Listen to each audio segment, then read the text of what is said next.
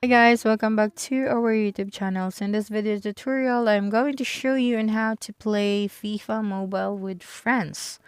Okay, now the first thing that you'll need to do is to tap on this friends icon here at the top corner of your screen, at the top right corner of your screen.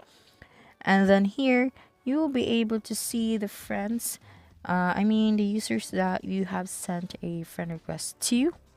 Now, tap on this add friend icon here beside the sort by default. Then you'll be able to see the different users here. Okay, so now just search for the username of your friend that you want to play with. Okay, so here there's a couple of named Jesse.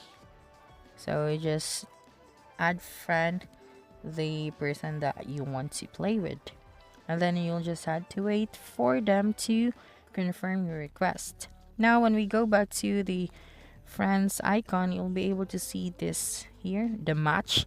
So you just have to tap on it, and then you can choose a game to play with your friend. So just have to choose between the two, and you'll be able to play with your friends on FIFA Mobile. Okay, so that's it.